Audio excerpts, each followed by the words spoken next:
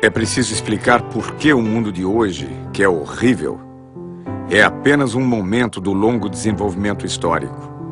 E que a esperança sempre foi uma das forças dominantes das revoluções e das insurreições. E eu ainda sinto a esperança como minha concepção de futuro. Jean-Paul Sartre, Prefácio dos Condenados da Terra, de Frantz Fanon. A clarividência é uma virtude que se adquire pela intuição, mas sobretudo pelo estudo. E quer dizer, tentar ver a partir do presente o que se projeta no futuro. Descolonizar é olhar o mundo com os próprios olhos, pensá-lo de um ponto de vista próprio. O centro do mundo está em todo lugar. O mundo é o que se vê de onde se está.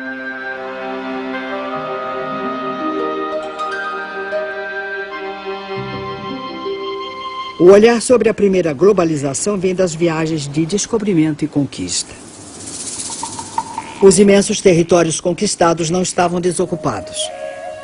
Em apenas um século, entre 1500 e 1600, dos 80 milhões de nativos existentes na América pré-colombiana, 70 milhões foram exterminados. 2.000 línguas desapareceram com eles. Tupis, quechuas, mapuches tiveram seus territórios ocupados e demarcados arbitrariamente, ignorando-se povos, culturas, línguas, religiões, para facilitar a dominação e o saque de suas riquezas. Os 10 milhões de africanos transplantados para o Brasil, depois de séculos de escravidão nas plantações de cana, de café e nos garimpos das Minas Gerais, ficaram abandonados à própria sorte. A primeira globalização do colonialismo se caracterizou pela ocupação territorial. A segunda globalização começa no fim do século XX, marcada pela fragmentação dos territórios.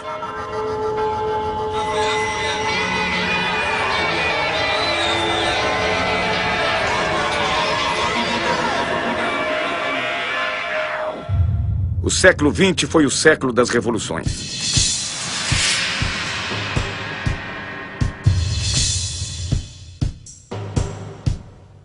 As revoluções tecnológicas transformam as novas conquistas em sonhos de um mundo melhor.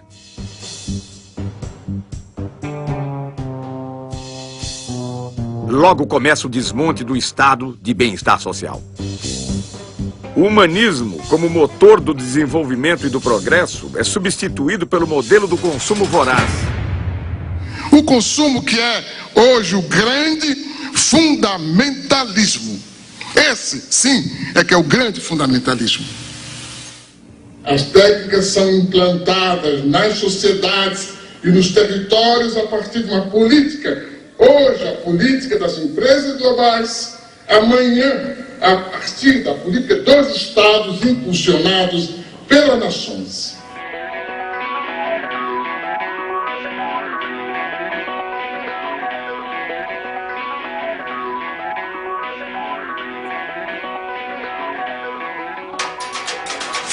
Energia 04, né? Claro. Eu nunca pensei que ia chegar lá.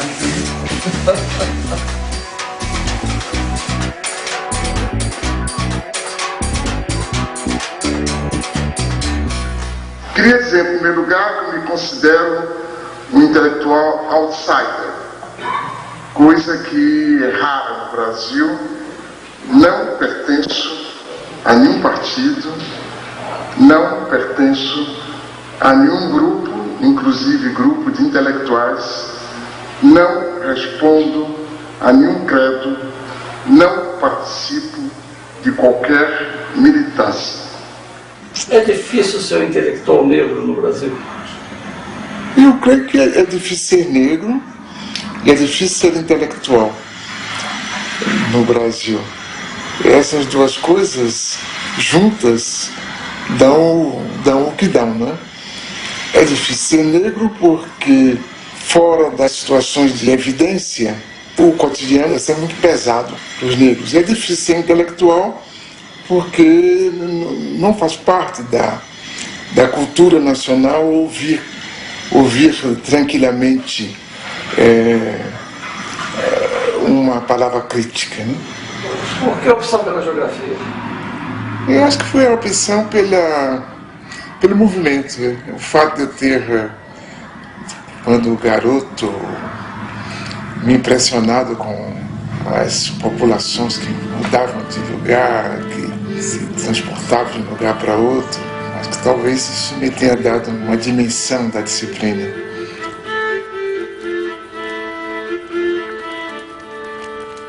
E o meu gosto pela história, sobretudo pela história do presente, me levou também a valorizar todo o processo contraditório. De modo que, não sendo um marxista ortodoxo, eu tenho medo disso, tenho medo dos marxistas ortodoxos, porque eu creio que toda doutrina que não se busca renovar, ela corre o risco de se tornar uma religião, um dogma, por conseguinte de emburrecer e não esclarecer. Desse modo eu me considero marxista, ou se quiser, um marxizante. Ainda hoje? Ainda hoje, sobretudo hoje, porque com a globalização, o que sobrou do socialismo, fundado em realidades profundas, como no caso da China, por exemplo, e o mundo ocidental, que nós aprendemos mais a conhecer e a analisar e a interpretar, se tornou todo ele capitalista. Então, se tudo se torna capitalista, obrigatoriamente a contradição se instala, né?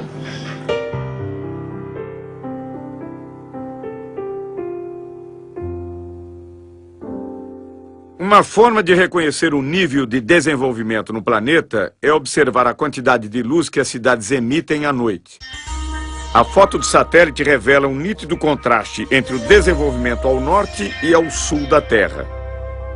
A renda dos 500 indivíduos mais ricos do mundo é superior aos ganhos dos 416 milhões mais pobres. Em 1990, um norte-americano ganhava em média 38 vezes mais que um tanzano. Hoje ganha 61 vezes mais. Nunca houve uma oposição tão grande entre um pequeno grupo de países e a maioria esmagadora dos países da humanidade. Então nós temos um terceiro mundismo em germe muito mais forte do que antes.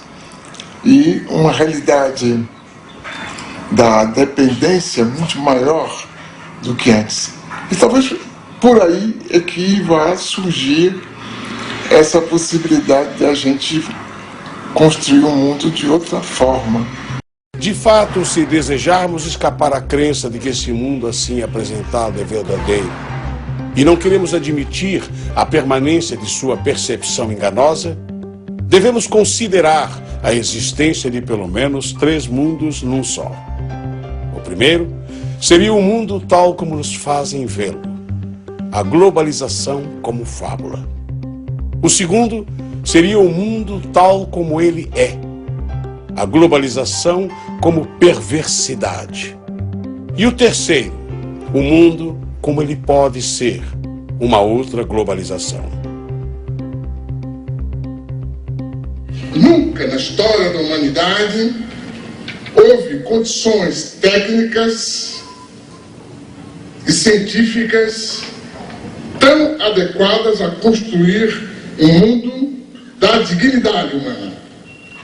Apenas essas condições foram expropriadas por um punhado de empresas que decidiram construir um mundo perverso. Cabe a nós fazer dessas condições materiais a condição material da produção de uma outra política.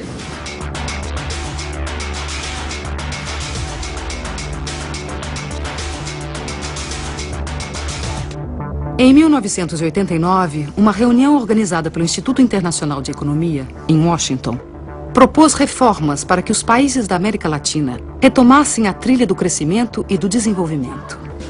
Nasceu aí o Consenso de Washington, uma espécie de bula com prescrições consensuais, austeridade fiscal, elevação de impostos, juros altos para atrair investimentos estrangeiros, privatizações, em nome da boa administração do setor privado e da incapacidade dos estados. O mesmo sistema ideológico que justifica o processo de globalização, ajudando a considerá-lo o único caminho histórico, acaba também por impor certa visão da crise e a aceitação dos remédios sugeridos. Na verdade, porém, a única crise que os responsáveis desejam afastar é a crise financeira, e não qualquer outra. O Consenso de Washington representou para a América Latina um fruto envenenado. No Equador, país com 25% de índios e 55% de mestiços, o movimento indígena Pachacuti comanda a revolta. A crise se torna aguda com os programas de privatizações e extinção de serviços estatais.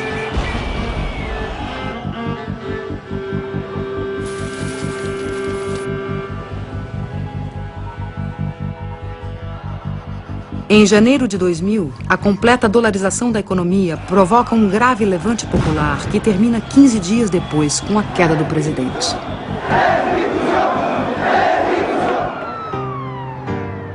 Ainda em 2000, na Bolívia, o governo pressionado pelo FMI e pelo Banco Mundial privatizou a água potável na região de Cochabamba. A resposta popular de uma sociedade formada por 70% de índios e mestiços explodiu em gigantescas rebeliões comandadas por movimentos sociais autônomos.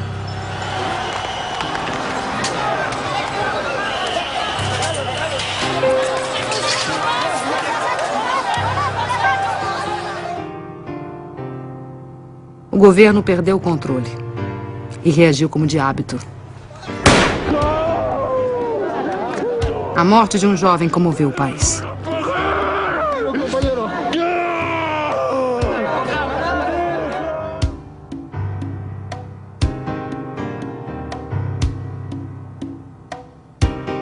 A pressão popular obrigou a desprivatização da água.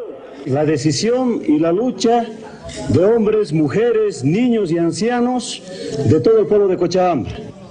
Este es un primer paso que se ha dado, muy pequeño pero importante, de la significación que tiene la democracia.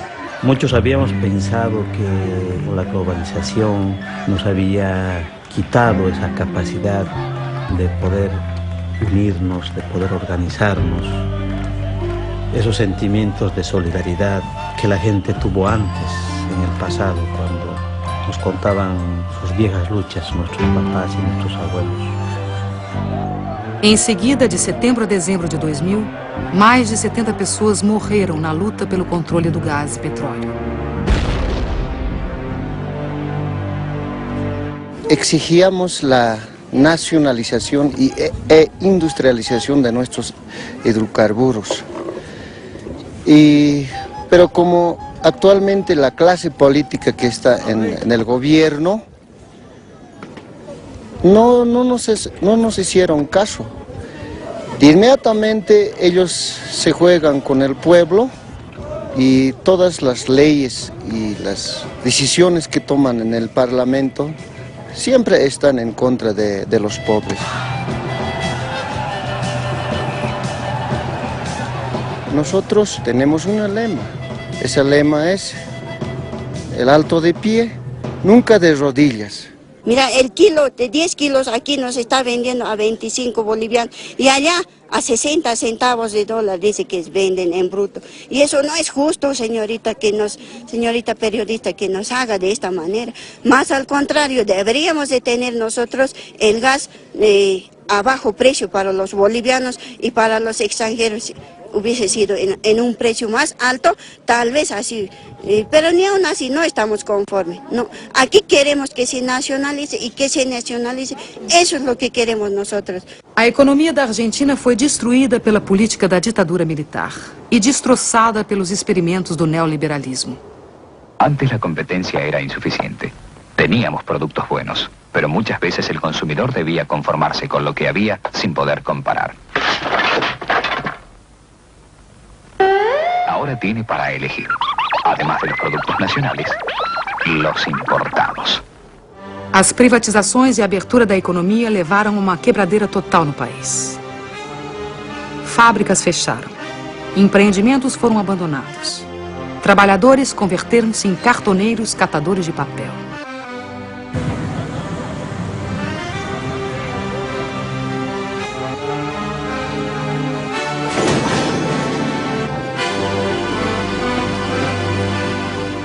O panelaço no final de 2001, que derrubou 3 presidentes da República em 2 semanas, levou às ruas cidadãos da classe média, que da noite para o dia, pela desdolarização da economia, tornaram-se os novos pobres do país. Estamos llenos de canallas, atorrantes, vendepatria, sinvergüenza. Menem, Cavallo, de la Rúa, Duhalde, todo Rucao. Es peor que lo que han hecho los bancos extranjeros. Porque estos tipos han vaciado las empresas argentinas y han dejado sin trabajo a los argentinos que se están muriendo de hambre, querido. Los argentinos tienen que hacer conciencia y estar en la Plaza de Mayo y no salirnos de allí mientras no echemos a todas estas ratas salvajes que están usurpando el poder. Son asesinos, igual que Duhalde, son narcotraficantes, ladrones y todo lo que ustedes le puedan agregar, porque han destruido jubilados, familias completas, desocupados y a los trabajadores, a todos han destruido, le han robado los ahorros, así como me los robaron a mí, le robaron a todo el mundo, no tienen vergüenza, tienen la vergüenza mundial. No Brasil, a privatização de grandes estatais gerou protestos isolados. O país entrou às cegas na modernidade. A ilusão da moeda forte e do consumo fácil anestesiou a população. Para o economista Joseph Stiglitz, Prêmio Nobel de Economia e economista-chefe do Banco Mundial entre 1997 e 2000, esse receituário violento não provém de análise econômica, mas de postura ideológica. The Washington Consensus was neither necessary nor sufficient for growth. There were countries like Bolivia that seemed to follow all the dictates of the Washington Consensus. They said, we felt the pain, when do we get the gain? And they waited, and they waited, and they waited, and they're still waiting. And then there are countries like China that did not follow the Washington Consensus, and they've grown and grown. Agora, essa história que os Estados Nacionais estão diminuindo de importância é uma história da carochinha que os países ricos nos contam, porque o Estado Nacional, por exemplo, norte-americano, vai muito bem, né? Inclusive, digamos, bem do ponto de vista de força do Estado, com gastos militares como nunca houve antes, né? Com um empenho direto, digamos assim, dos agentes comerciais do governo americano para defender os interesses das empresas norte-americanas, o que é normal, aliás, né? Então, agora aí eles nos dizem, não, o Estado não tem importância, quer dizer, não estou dizendo que eles norte-americanos, mas esses pensadores da globalização muitas vezes nos dizem isso. Isso é que, digamos, crê quem quer ser enganado.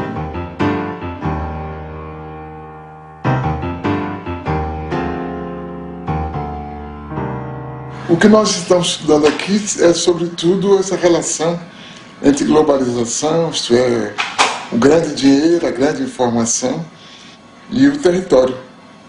O território como matriz da vida social, econômica e política. A Boeing, maior montadora de aviões do mundo, é bom exemplo do fornecimento em rede planetária. O modelo 777 recebe componentes de 322 fornecedores em 38 países.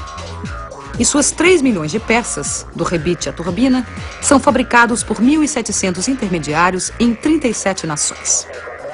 De onde prosseguem para Everett, onde a Boeing tem o maior edifício industrial do mundo. Na montagem final, a Austrália fornece os lemes de direção e profundidade. O Canadá, a parte posterior das asas. O Reino Unido, os computadores primários de voo. O Japão, os lavatórios. E a Embraer do Brasil, uma peça do leme vertical. As grandes empresas são esse centro frouxo do mundo e que, escapando ao controle dos estados e que se distanciando de uma relação mais obrigatória com os territórios, acaba por lhes permitir uma ação sem responsabilidade. As grandes empresas não têm responsabilidade social, não têm responsabilidade moral sobre tudo, e é por isso que desorganizam os territórios, tanto socialmente como moralmente. O filme Corporation, dos cineastas canadenses Mark Akbar, Jennifer Abbott e Joel Becken, denuncia a exploração de mão de obra no terceiro mundo. Trata-se de uma divisão internacional de trabalho injusta e desigual. Distribuição de mais pobreza para os pobres e concentração de mais riqueza para os ricos. A Nike transferiu sua produção industrial para países onde não há limites para a exploração de mão de obra. Contabiliza o tempo de trabalho de seus funcionários em frações de segundo. Assim, mascara os verdadeiros valores dos salários pagos. O diretor do Comitê Nacional do Trabalho norte-americano, Charles Kenahan, denuncia a divisão do trabalho na globalização, que distribui migalhas mundo afora enquanto elimina empregos nos Estados Unidos. To make this stuff concrete as possible, we purchase all of the products from the factories that we're talking about. This shirt sells for $14.99, and the women who made the shirt got paid 3 cents. Liz Claiborne jackets, made in El Salvador. The jackets are $178, and the workers were paid 74 cents for every jacket they made. Alpine cost areas, 31 cents an hour.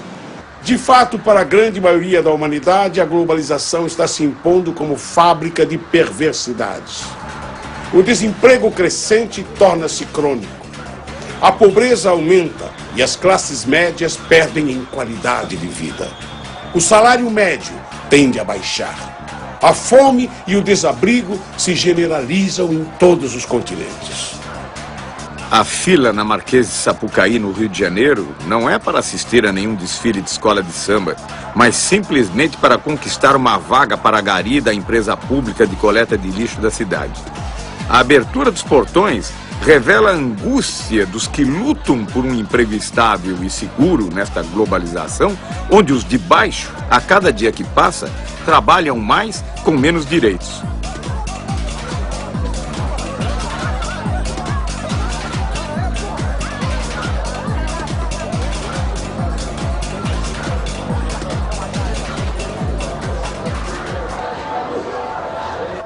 O desemprego aparece já como uma coisa normal.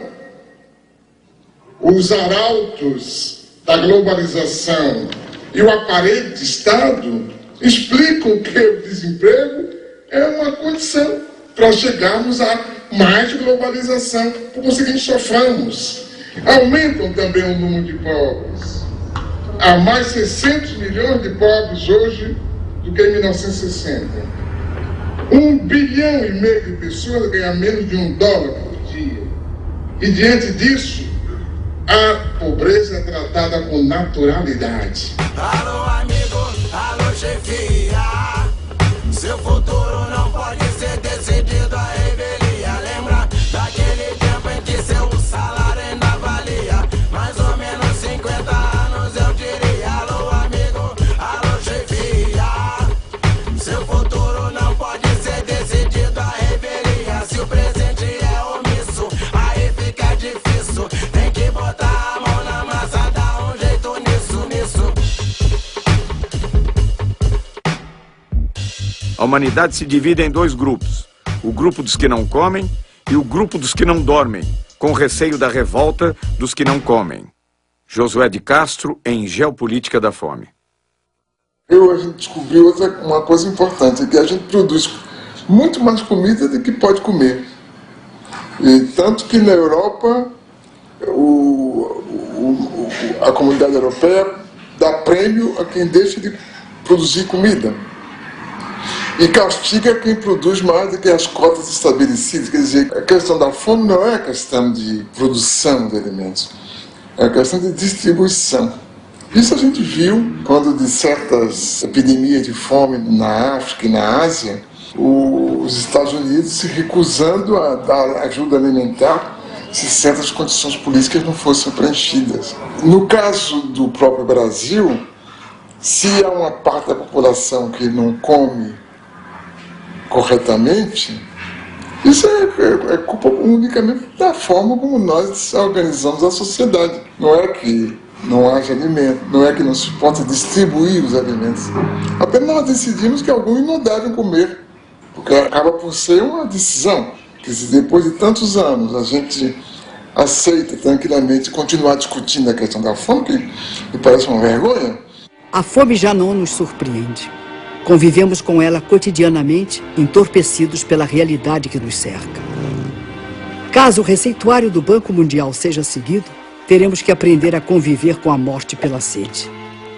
There is a move right now to take over all the water resources worldwide. They are calling it, the transnational corporations are calling water blue gold. Hoje, mais de 1,5 bilhão de pessoas em todo o planeta não têm acesso à água. Mais de 3 bilhões de pessoas utilizam água sem tratamento, o que provoca diariamente a morte de 30 mil indivíduos no mundo. Nos últimos 10 anos, as transnacionais da água orquestram uma estratégia de controle do planeta. Empresas do setor têm suas ações fixadas em bolsas de valores dentro da lógica financeira, que nada tem a ver com a lógica da solidariedade.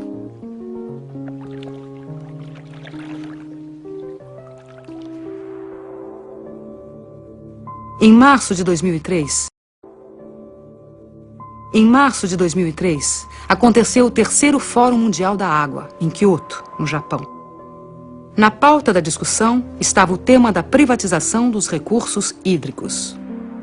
Na mesa, os presidentes de multinacionais da água, ministros de relações exteriores, representantes do movimento popular e o diretor administrativo do Banco Mundial, Peter Voigt. The political question really is who owns water and who gets to control water.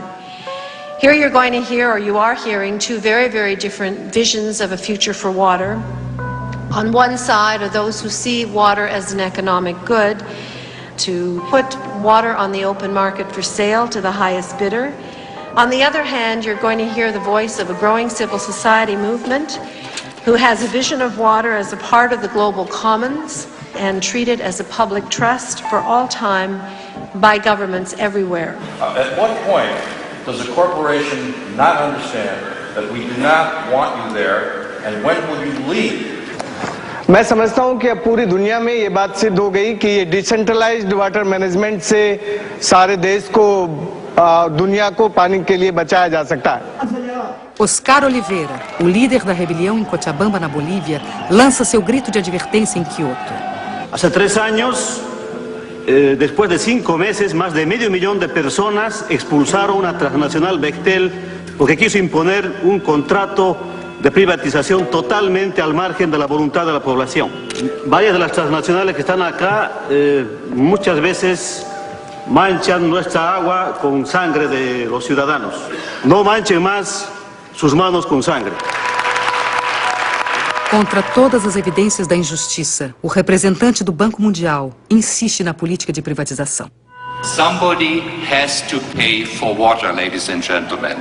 And I think we have come up with some practical choices.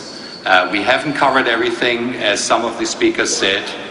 But in order to come up with the investments which are needed for the poor, and I agree 100% that we have to find ways of serving the poor in a way that they can afford the water.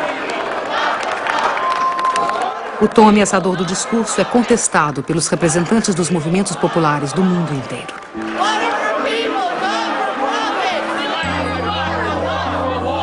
Enough is enough.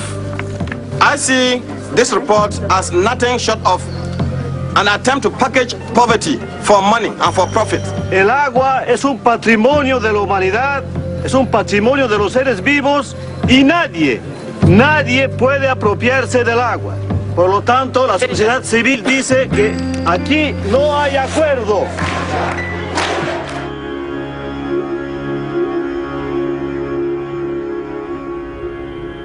Os astronautas disseram que a única obra humana visível do espaço é a Grande Muralha da China. Esse dragão sinuoso de 23 séculos foi erguido contra as ameaças do deserto, os povos do norte árido, em busca das terras verdes do Império do Meio.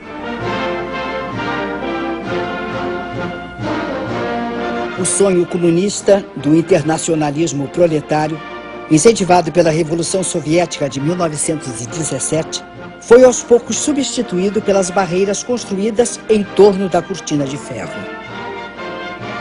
A mais célebre foi o Muro de Berlim, erguido em 1961 para separar a pureza do socialismo das desigualdades do capitalismo. Tinha como missão impedir que as pessoas fugissem do glacial paraíso socialista.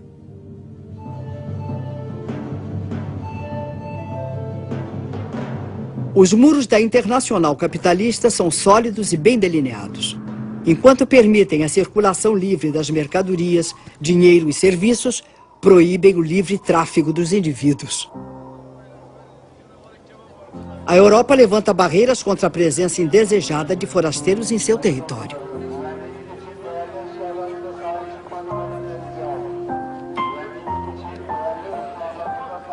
Refugiados frequentemente ficam no meio do caminho, sucumbindo de sede no deserto, afogados no Mediterrâneo, enquanto seus barcos precários naufragam.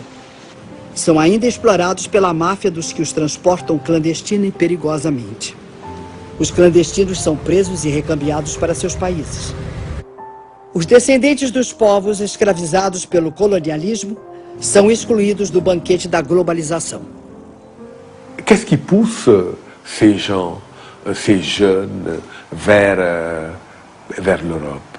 Mais c'est que justement, il n'y a pas de solution. Si vous mettez les économies de ces pays à genoux, avec la complicité de dirigeants que vous avez vous-même installés au pouvoir, mais effectivement, les gens ne vont pas mourir comme ça sans tenter de réagir. Évidemment, une chose peut paraître bizarre, c'est, pour moi en tout cas, toute cette énergie que des jeunes Africains mettent pour aller vivre en Europe. Pourquoi ils ne la mettent pas pour rester chez eux et se battre contre des systèmes politiques corrompus? Nos Estados Unidos, saltar cercas, cruzar rios ou atravessar desertos para vencer os muros que separam a fome do emprego pode provocar muito mais que ferimentos. Podem representar a prisão ou a morte. Armas que mais parecem sair de filmes de ficção científica são utilizadas para impedir a imigração não desejada. As barreiras naturais, o Rio Grande, o deserto e a polícia de fronteira se encarregam do resto. O presidente da República dos Estados Unidos elogia a eficiência do controle de fronteiras para impedir a entrada de brasileiros. Thanks to our actions, Brazilian illegal immigration dropped by 90%. Este controle já custou muitas vidas dos que sonharam um dia fazer a América.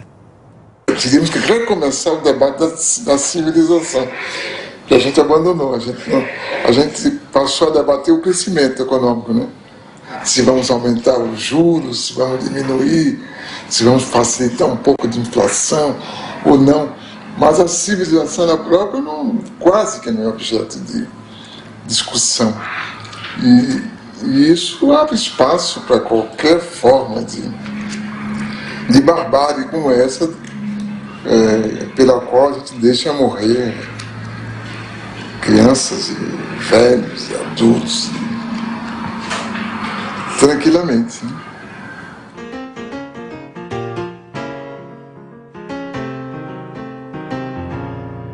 O que nós estamos vivendo hoje é que o homem deixou de ser o centro do mundo, né?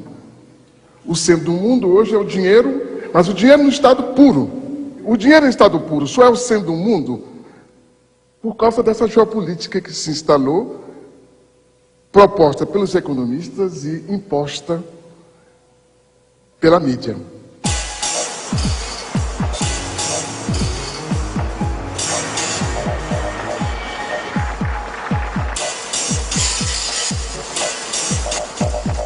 Davos, estância situada nos Alpes suíços, imortalizada por Thomas Mann, na Montanha Mágica.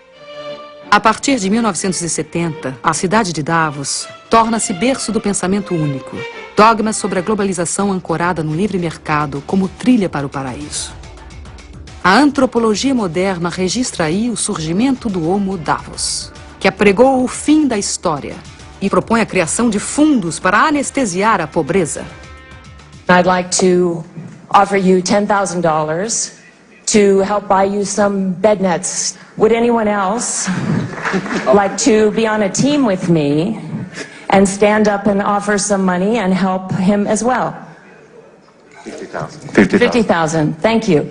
Would anyone else like to stand up and help President Nkapa? President Nkapa needs help today. So if you could just stand up in the room, if you'll be on a team with me, just stand up in the room if you'll help President Nkapa today, because he needs help today.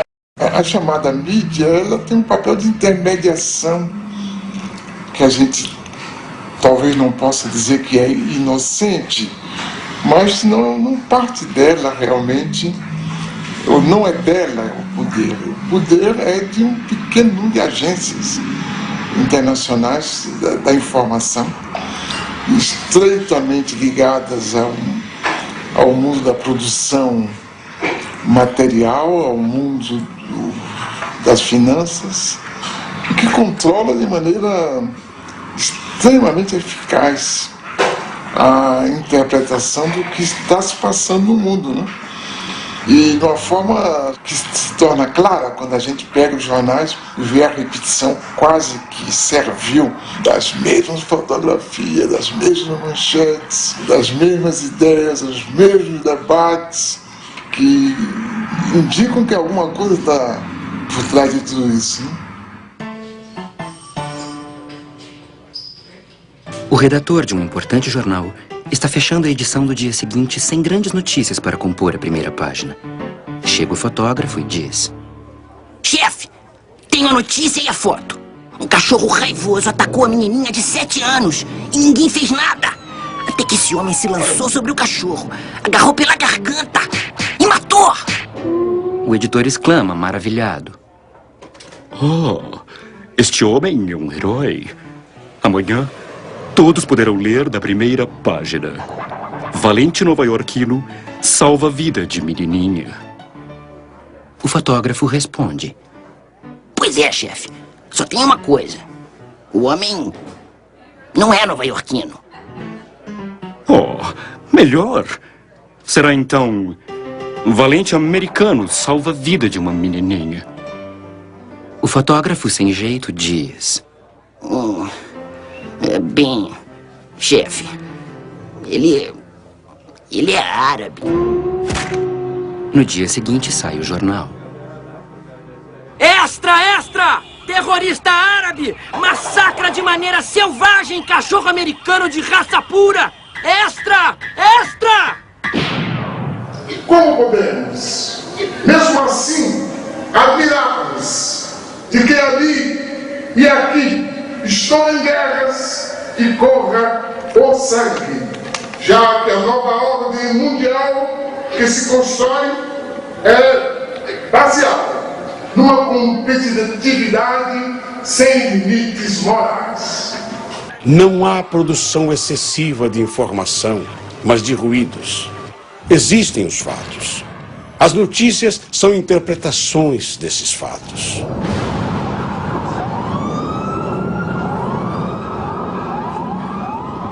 Como as grandes agências de notícias pertencem às grandes empresas, os acontecimentos são analisados de acordo com os interesses pré-determinados.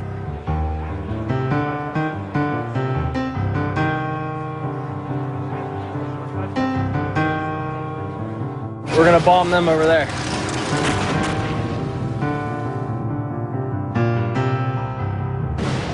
Muitos dos economistas que escrevem em jornais publicam diariamente o desejo das empresas das quais são consultores.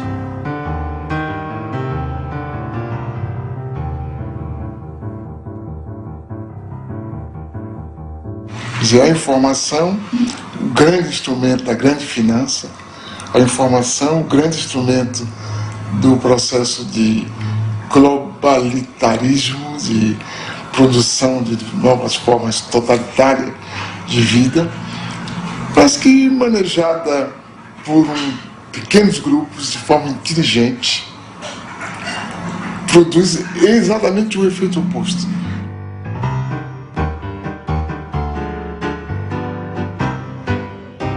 Carlos Pronzato é um poeta, trotamundo dessa nova revolução.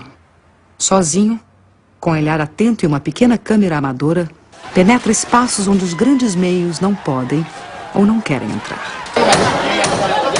Na Bahia, filmou ocupações de casas abandonadas. E eu estou aqui com esse trabalho social para fazer uma instalação elétrica para o pessoal, porque o pessoal são carentes e não tem condições de pagar, e nós estamos aí.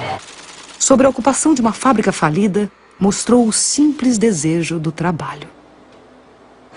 Nos quedamos esperando a la empresa, a los patrones que nos trajeran algo. No aparecieron. Teníamos miedo, ¿viste? Bueno, después nos sentábamos ahí, los vecinos nos ayudaban porque no teníamos plata para viajar, no teníamos plata para comer, para nada. Y un día dijimos, bueno, ¿qué vamos a seguir acá sentados esperando que vengan ellos? Entonces empezamos a trabajar, a producir y a vender. Y así, ¿viste? Seguimos. Seus filmes correm mundo afora. Em escolas, sindicatos, pequenos cinemas, seguem globalizando um outro olhar sobre os fatos, sobre as lutas, sobre esse novo tempo. Eu resolvi entrar de fato no movimento popular como uma ferramenta de transformação concreta que podia ser o vídeo, porque não é só filmar, sino estar inserido dentro do movimento. Como eu me considero um manifestante com câmera, então eu tenho que estar aí trabalhando dentro do movimento popular ativamente. Latinoamérica é um polvorim apto para um Bakunin chegar e perguntar onde que está acontecendo e ele ir e tentar ou filmar, ou escrever, ou incitar, ou trabalhar nisso. Então, minha utopia é um pouco essa. É você não entrar na corrente, na onda do não é possível fazer nada porque nada será possível. E você continuar trabalhando. Eu acho que um pouco que faço está dentro de um projeto utópico de realizar, pelo menos naquele breve período de vida que nós temos, uma pequena obra que pode servir a alguém, tanto agora quanto depois. Eu acho que esse fenômeno vai se multiplicar. Quer dizer, por enquanto há uma coerção muito grande contra essas formas, que são praticamente limitadas no seu elan renovador, pela falta de recursos financeiros, pela legislação que favorece a vida dos gigantes. Mas eu creio que, como há uma demanda que vem de baixo e que é muito forte, e explosiva, a gente vai certamente daqui a pouco ter outra coisa.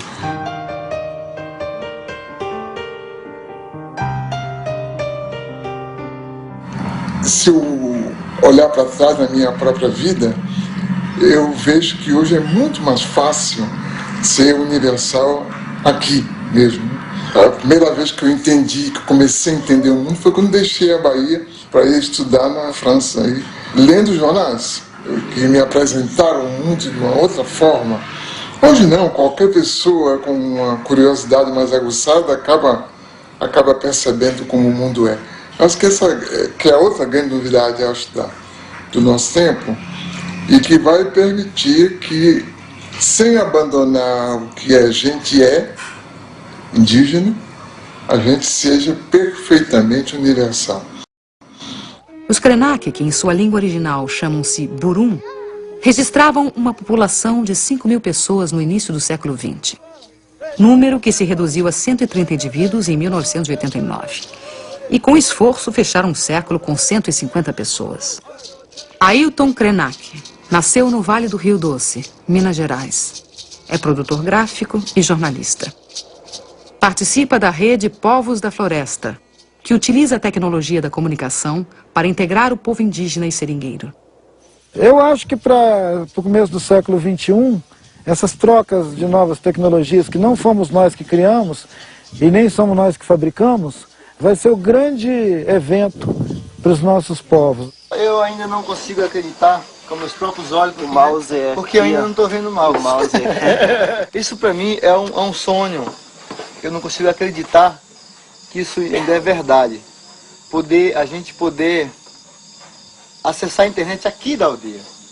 Vocês puderam ver que isso aqui não é um brinquedinho, sabe, de ficar teclando. Não, isso é uma coisa de muita importância pra gente, entendeu? Até mesmo porque é distante. Porque se a gente morasse na beira de uma estrada próxima à cidade, talvez isso não seria tão importante pra gente, porque a gente podia ir na cidade e fazer isso rapidinho. Mas a distância, pelo limite que a gente mora, isso é precioso. Chega assim como uma coisa muito, muito grande pra gente, como realmente um sonho.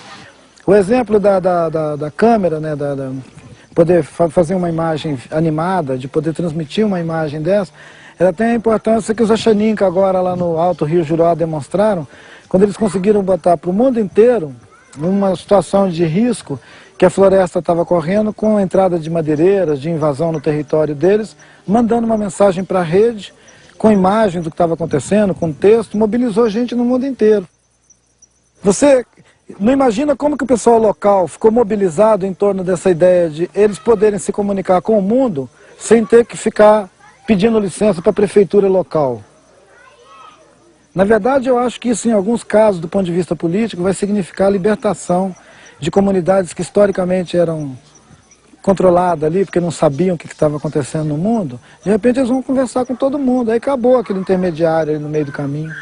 É a primeira vez na história na qual a gente convive com o futuro possível. Acho que essa que é a grande novidade da nossa geração, é essa capacidade que nos foi dada de conviver com o futuro possível, que não é nada do domínio dos filósofos, é algo que tanto nós que imaginamos ser intelectuais, sabemos que existe, com o rapaz pobre da periferia que inventa uma música revolucionária e que explica o seu mundo. Acho que essa que é a grande novidade. Brasília, conhecida por sua arquitetura arrojada, é uma das cidades mais fotografadas do mundo. Perto de Brasília fica a Ceilândia. É o reverso do cartão postal. Aqui moram muitos dos que trabalham na capital. Respeito todas as quebradas, becos e vielas, quebras cabulosas, satélites, qualquer favela. Todas se parecem muito, só que essa aí é diferente. A Ceilândia é conhecida pelo maior índice de violência da região. Aqui vive Adirley, ex-jogador de futebol, cursou comunicação e tornou-se cineasta. Documenta a arte produzida na periferia, onde seus amigos de infância contam e cantam em rap o cotidiano. Com uma câmera digital, documenta a cultura da periferia. O cinema que a gente quer mostrar é o cinema que a gente experimenta. É a nossa experiência de vida, nada mais que isso. É o nosso ponto de vista só. É a experiência de ser morador de Ceilândia, morador de periferia. É a indignação de não se ver nas telas, vamos dizer assim. Mas eu acho que a possibilidade para esse cinema vem com toda a história do Milton Santos também, né? Que é se apropriar da cultura de massa. Se apropriar de uma câmera hoje que é difícil, ainda é caro, mas é mais viável. Hoje, com uma pequena aparelhagem informática, eletrônica, com meios limitados, também se faz opinião, também se produzem coisas centrais na reelaboração da história. O ex... Sou negão careca da Ceilândia mesmo, e daí? Jamaica, o Marquinhos, Japão... Sou ceilandense, não sou brasileiro. Eles já fazem as bases dele no fundo de quintal aqui, numa casa como essa aqui. A gente se mirou nisso para iniciar esse processo de cinema. Então vamos tentar fazer também um cinema que tenha como exemplo o modo de produção do rap. Parceira subia mandando um recado. Aqui é foda, mas irmão, eu amo essa porra. Ceilândia Norte, resistência, velho, eu tô de boa. Eu curto música de preto, eu curto rap nacional, eu não curto black music. Black music quem curte é os playboy. Não, vou curtir uma black music porque é bonitinho. Agora se falar música de preto, não. Música de preto, não. Pô, que coisa feia. Porra, mãe, eu canto música de preto. Olha, filho, fala black music. Até minha mãe que veio do Nordeste quer falar black music. Tá entendendo? Na nossa quebrada a parada é mais quente. Mais de 500 mil e pra eles somos lixo. Lutando pra sobreviver, tratados como bichos escrotos. Ratos de esgoto, vermes rastejantes. Cobras tipos peçonhentos, monstros repugnantes. Terra sem lei, Nova Babel, casa do caralho. Cu do mundo, baixa da égua. Foda-se o que dizem, véi. Ceilândia é minha quebra. Quebra. Até hoje, assim, dentro da cidade tem muito preconceito com relação ao rap. Rap é música de bandido, é música de preto, é música de marginal, é música de desempregado. Esses caras sofreram pra caramba, cara. O Jamaica conta histórias assim que são geniais no sentido assim, do preconceito que ele sofria de ser um rapper. Os nomes dos lugares: Planeta dos Macacos, Caldeirão do Diabo, Vila do Cachorro Sentado. Velho.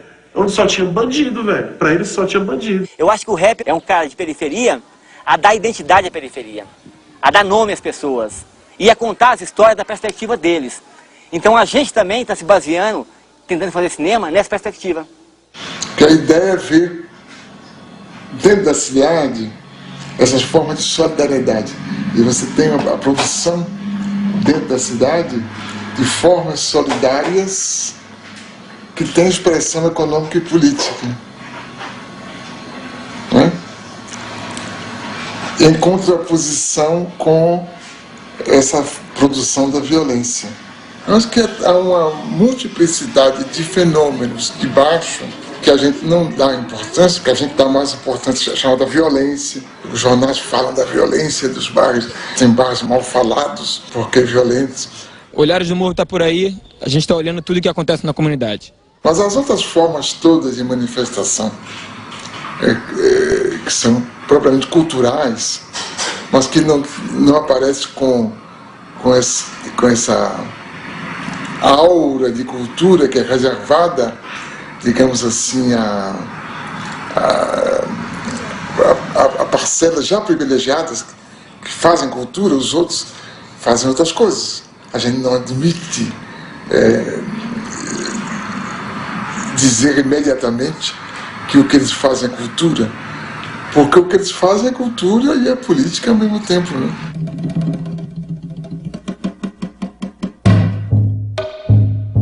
Japeri é um município, é o segundo município mais pobre do estado do Rio de Janeiro, e a gente, através do cinema, a gente pode expressar esse nosso movimento, às vezes as coisas que a gente não concorda que tem aqui, a gente joga no cinema e tenta mudar essa realidade. Aqui, acima de tudo, é a superação, de utilizar o que a gente tem na mão e superar até esses mesmos índices de pobreza.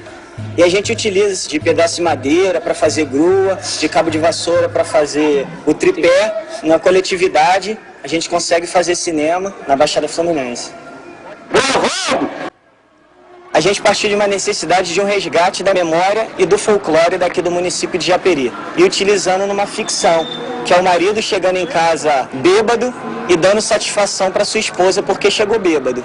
E a satisfação que ele dá é a partir do folclore de Japeri. Há a possibilidade cada vez mais frequente de uma revanche da cultura popular sobre a cultura de massa, quando, por exemplo, ela se difunde mediante o uso de instrumentos que, na origem, são próprios da cultura de massas. Eu sou lobificha! Sai! Em pleno século XXI, mas eu acredito em lobisomem! Sai pra lá! Nesse caso, a cultura popular exerce sua qualidade de discurso dos de baixo, pondo em relevo o cotidiano dos pobres, das minorias, dos excluídos, por meio da exaltação da vida de todos os dias. A partir do audiovisual, várias pessoas vão ser influenciadas pelo produto que eles estão tendo. Então é uma oportunidade para que eles possam se expressar até para o povo inteiro de Japeri, para mostrar o que eles querem falar e ainda não tiveram oportunidade. Porque a partir deles a gente acredita que, ou seja no teatro, na música, no cinema, na literatura, vão estimular novas vidas e novos sonhos a partir de filmes, do audiovisual.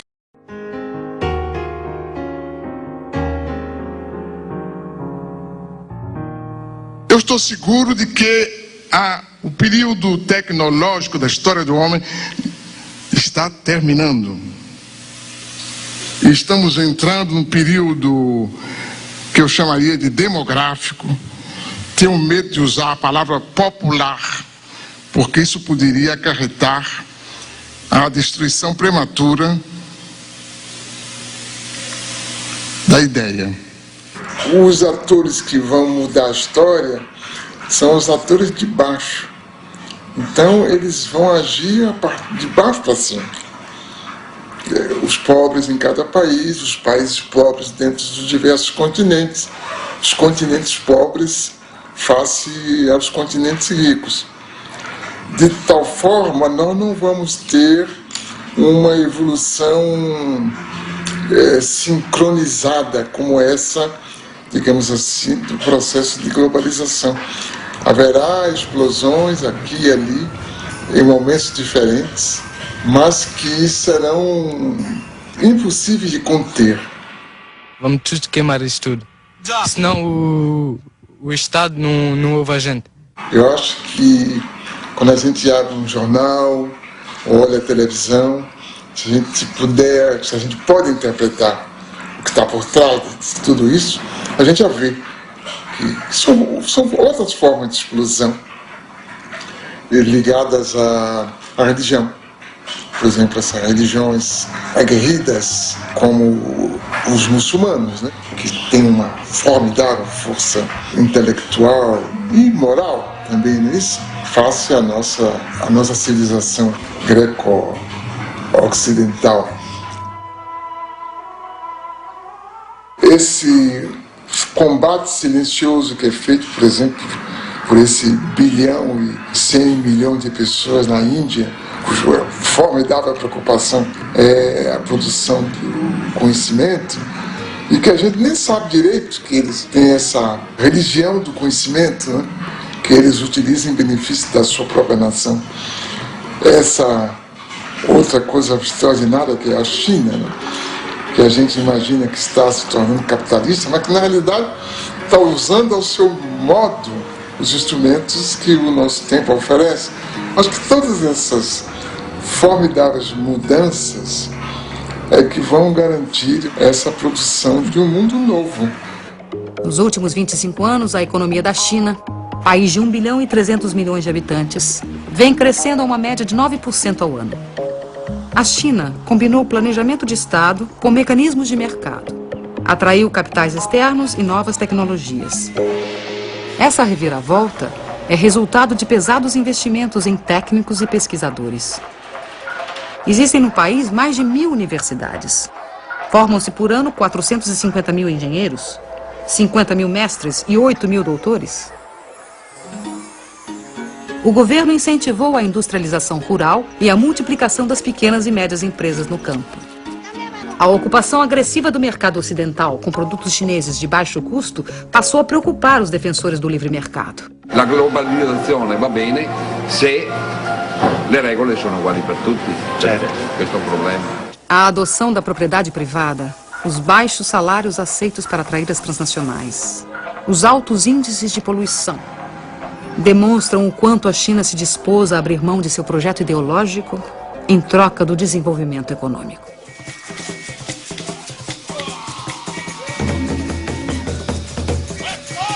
Devemos recusar categoricamente a situação a que os países ocidentais querem nos condenar.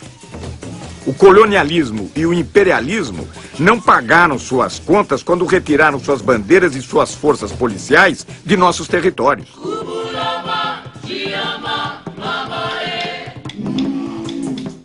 Durante séculos, os capitalistas estrangeiros se conduziram no mundo subdesenvolvido como verdadeiros criminosos.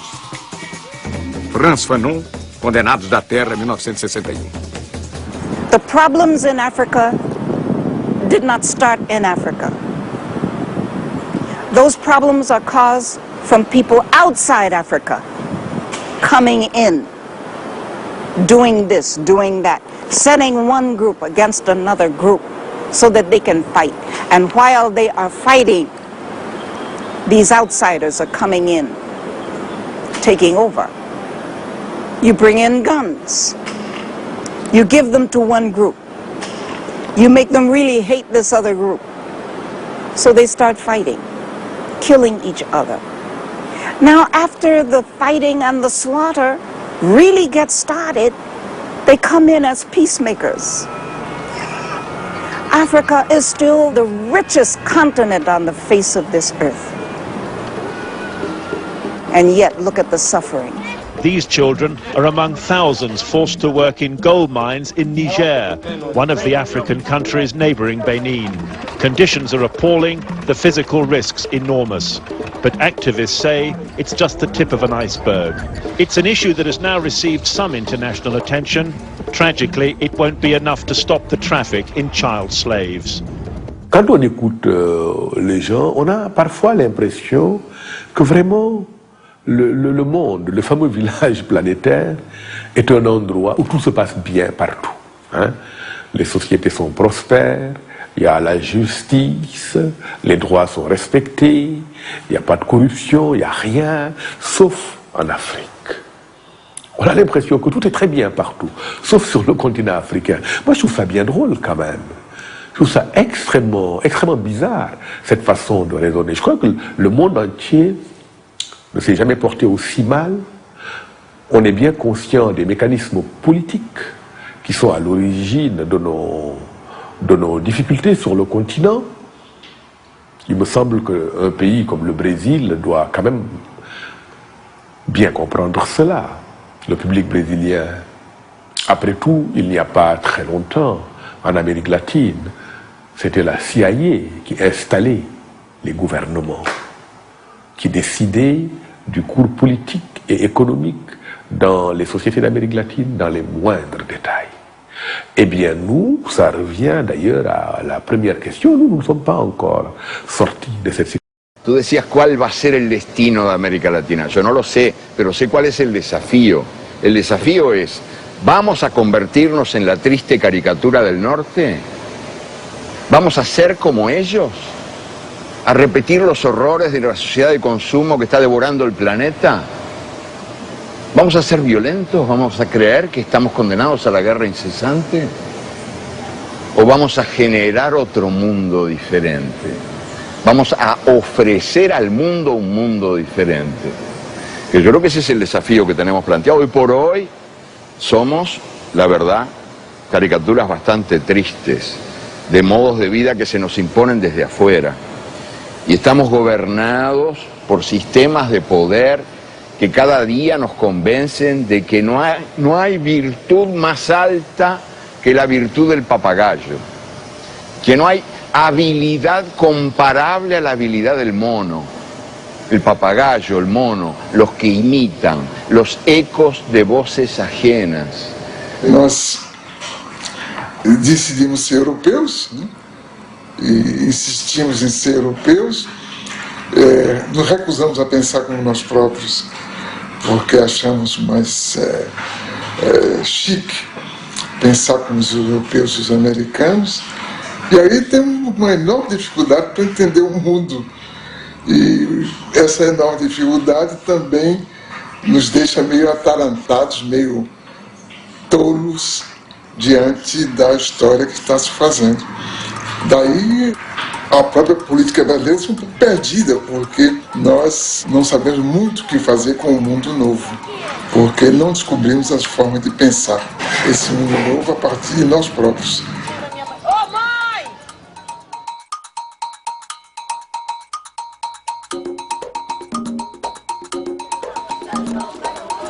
Eles vêm do mundo do sul, de uma comunidade pobre, moradias precárias. Eles vêm do mundo do norte. Querem ver de perto como vive esta gente nos trópicos. Hoje é dia de festa. Essas pessoas vão para um passeio organizado num dos mais movimentados shoppings da zona sul do Rio de Janeiro. Passeio de bacana. Dia de festa. São os suspeitos de sempre. Vocês estão indo pra onde? Nós estamos indo ao shopping. Qual shopping? Ainda não foi dito, não. O que a gente escolher, a gente vai lá. A gente vai passear só no shopping. Vamos comer um pãozinho com uma mortadela no shopping. Então, Pacífico, posso contar com isso?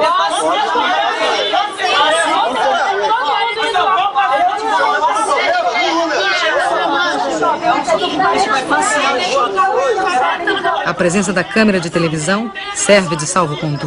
Então vamos lá. Tem direito, lógico. Tem direito. Os turistas buscam aventura. Vão fazer safari urbano em uma das maiores favelas do Brasil. O passeio na Rocinha inclui paisagem, violão e uma modesta barraca de souvenirs. Ambiente hostil, condições externas extremas, extremamente inóspitas a novas ideias, mobilidade relativa. O meu trabalho é um trabalho tão simples, o que os outros vão dizer? Aí fica difícil para mim. O encontro inesperado entre os habituês do shopping e o sem-teto provoca surpresas. Observam e são observados.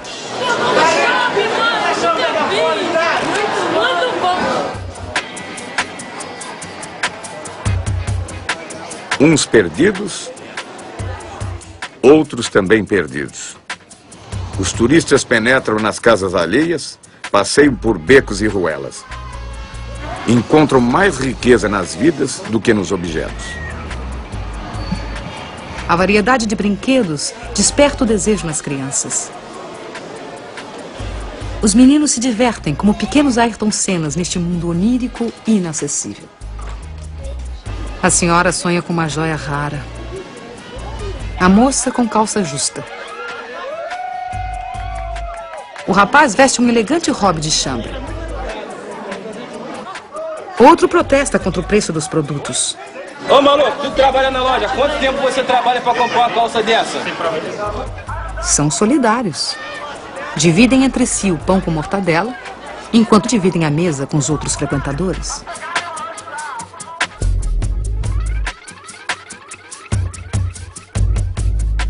O problema que me parece importante com a globalização é, digamos, a segmentação da formulação dos códigos éticos. Quer dizer, há uma ética dos poderosos, que não chega a ser ética, e há uma outra ética dos que não têm nada. Como também há uma ética dos que desesperados tomam o caminho do que a gente chama de violência, né? Eu creio que essa outra ética, não dos desesperados que praticam a violência gratuita, mas dos que querem grandes mudanças, é cada vez mais compreendida nas camadas mais baixas da sociedade. Mas ela tem contra ela toda uma formulação dessa ética dos poderosos e do direito escrito e da concepção dos juízes e da justiça quanto o que é a convivência social. Não importa. O que importa é que a mudança tem uma base histórica muito forte e ela está ganhando as suas formas de ação, que são inovadoras, são formas de ação surpresivas, formas de ação eficazes, e alguns de nós decidimos apoiá-los, apesar da nossa herança dessa ética que envelhece por incapaz de atender o interesse da maioria.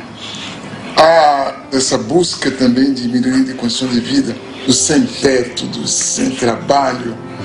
Eu acho que isso é a maior coisa que você tem para ter para deixar para os seus filhos, é uma moradia, porque o resto você lutando, você consegue. Mas você tem um lugar para você voltar, repousar do seu trabalho, é um teto. E se você não tem nada. Você não tem endereço, você não é ninguém. Vergonha! É o pai de família! Chega em casa e seu filho não tem comida porque ele pagou o aluguel! Isso é vergonha!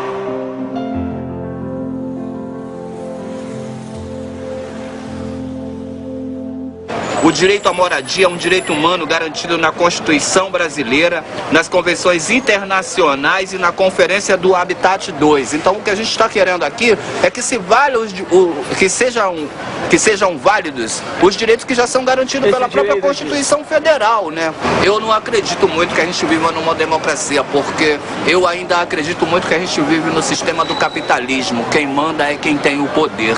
Quem não tem nada, não tem nada. É tipo um ditado que existe existe aí, que você vale aquilo que você tem no bolso. Se você vale aquilo que você tem no bolso, no momento eu não valho porra nenhuma porque eu não tenho nenhum centavo. A primeira providência que tomaram, né, para fazer com que a gente recue da nossa proposta de ocupação foi cortar os serviços essenciais. Todo cidadão pobre também tem direito ao centro da cidade. E há uma exclusão muito social e discriminação muito grande com as pessoas menos favorecidas, para que se constrói casa bem distante dos centros da cidade e as pessoas são recicladas como lixo para bem longe dos centros e não conseguem nem trabalho, porque a passagem é muito cara, as pessoas não têm como se deslocar do trabalho. Quando vai procurar um trabalho, você mora onde? Tem que gastar 5, 6 reais de passagem, você já tem dificuldade até aí. Passam 4, 5 horas no ônibus para chegar no local de trabalho.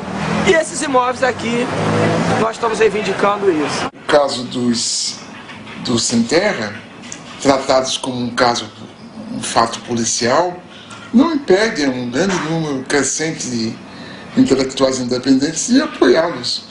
Não impede a população como um todo de desejar que eles tenham sucesso. Não importa que, perguntado pela imprensa, as pessoas digam que não estão de acordo. Não tem nenhuma importância. Pode dizer que não está de acordo e está de acordo. Aline Sassahara também é uma militante das telas. A cineasta paulista vê o mundo solidário ao sem terra.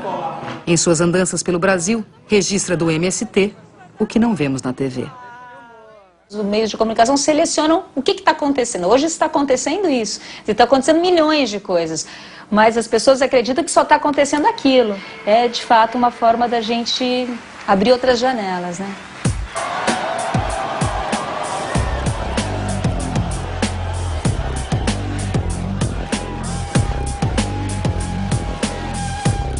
A Escola Nacional Florestan Fernandes, construída pelos próprios trabalhadores do MST, é a primeira universidade popular do Brasil, feita para capacitar os camponeses e seus filhos e prepará-los para um modelo de desenvolvimento solidário.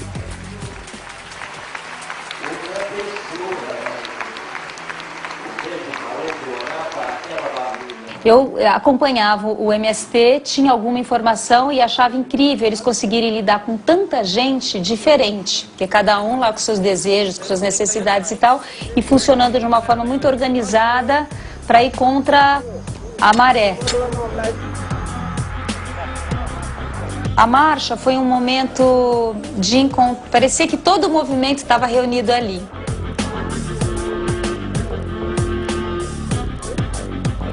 Ela é um símbolo muito bem acabado da organização e da solidariedade dentro do movimento. Então você imagina todos os dias você reunir pessoas assim de várias idades e de vários lugares naquele horário cedinho para marchar e, enfim, foi uma experiência riquíssima. Eu creio que está se passando alguma coisa de muito profundo, uma espécie de vulcão que está aí crepitando e que a gente não tem as antenas para perceber. A gente é chamado a pensar na violência, como ela é definida tradicionalmente.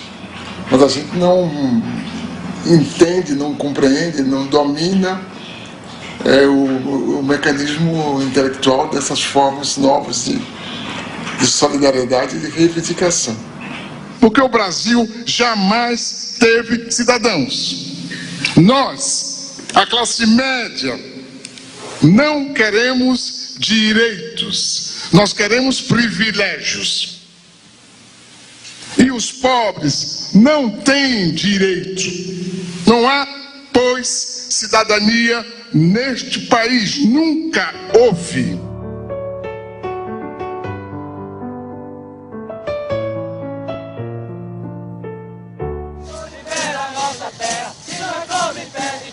As formas tradicionais de democracia já não convencem os mais pobres. Para muitos, a ação direta nas ruas é o meio de se fazer ouvir. Os diversos movimentos populares buscam alternativas para uma globalização solidária.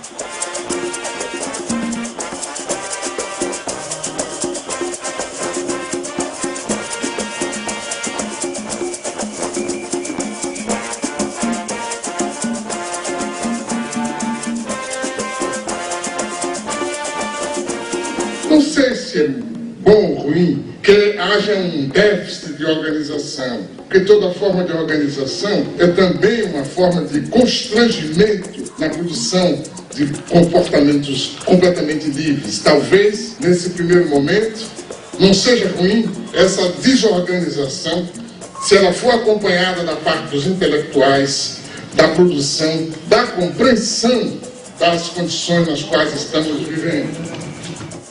Mas creio que haveria que buscar formas que eu penso que só a partir do Estado é possível fazer.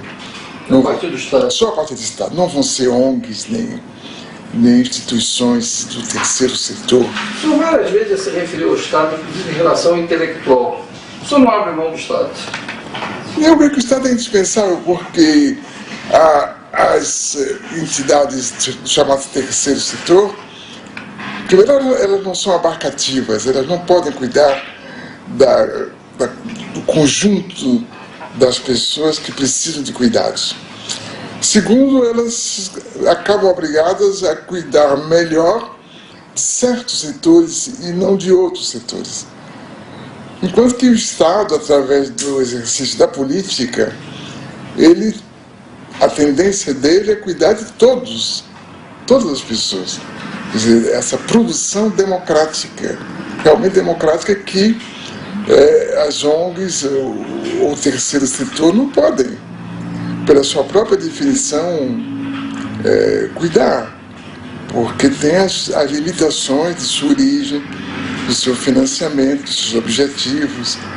Então o Estado se torna algo cada vez mais indispensável, porque as fontes criadoras de diferença, de desigualdade, são muito mais fortes do que no passado. Então, para desmanchar essas diferenças, para reduzir essas desigualdades, é necessário um Estado que intervenha, um Estado socializante para conseguir. Tudo se discute neste mundo, menos uma única coisa que não se discute. Não se discute a democracia. A democracia está aí como se fosse uma espécie de santa de altar, de quem já não se esperam milagres, mas que está aí como uma referência, a democracia. E não se repara que a democracia em que vivemos é uma democracia sequestrada, condicionada, amputada, porque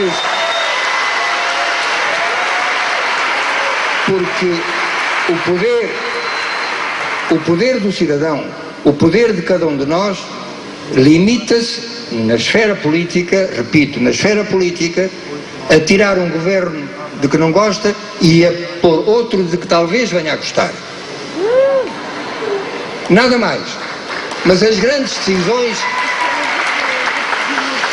decisões são tomadas numa outra esfera e todos sabemos qual é.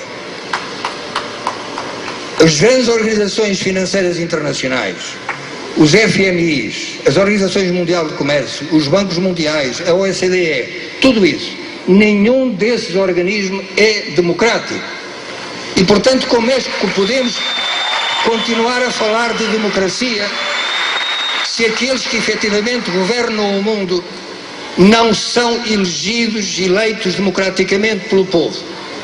Quem é que escolhe os representantes dos países nessas organizações? Os respectivos povos? Não. De onde está então a democracia? Acho que a questão é essa, que a gente esvaziou a palavra democracia de conteúdo. A gente continua falando na democracia sem saber muito bem do que está falando. Quer dizer, que nós utilizamos uma série de conceitos que vêm de um outro tempo e que se tornaram vazios porque o tempo mudou, o que é conveniente, né? E o que ficou foi o eleitoral. O resto, a representatividade, não é? a responsabilidade, tudo isso perdeu força. A coerência com ideias, a transparência só é possível se os partidos têm claramente ideia, porque senão de que a gente está falando, né? Se a gente não souber o que é que os partidos querem fazer de nós, né?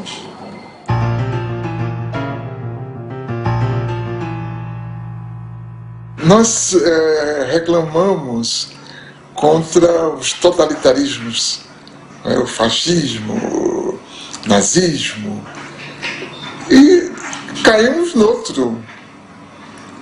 formas de totalitarismo, essa atual, né? Onde nos é exigido um comportamento standard, onde para ser eficaz tem que seguir o mesmo modelo, uma mesma bula, onde os caminhos parecem ser marcados de forma rígida e todo escape é punido na primeira esquina.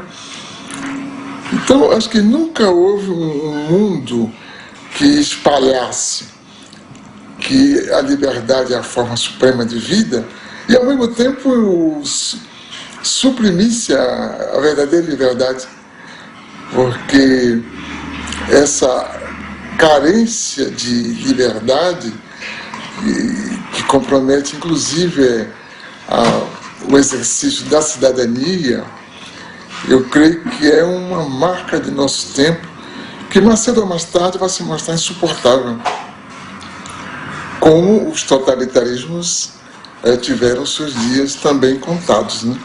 Então, a globalização, ela produz esse globalitarismo que existe para reproduzir a globalização.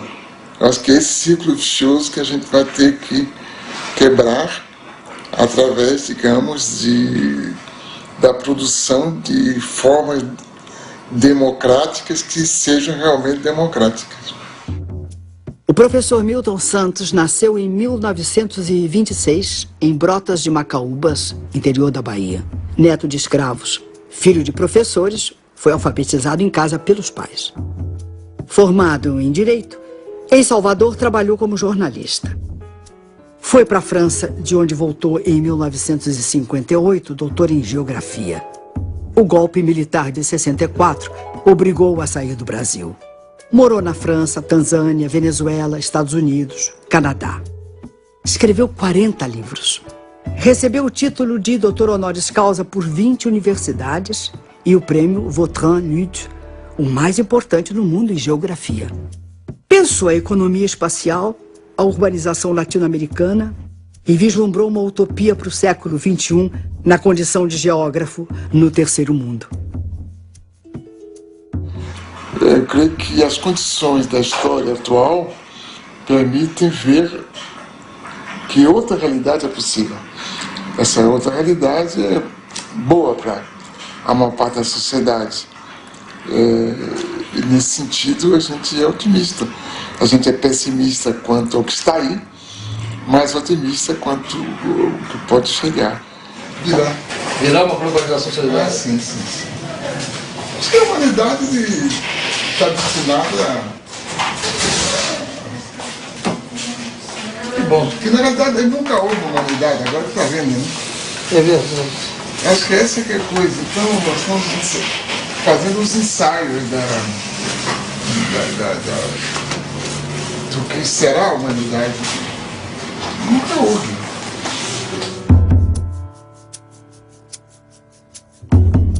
Quando eu me encontrava preso na cela de uma cadeia, foi que eu vi pela primeira vez as tais fotografias em que apareces inteira, porém lá não estavas nua. E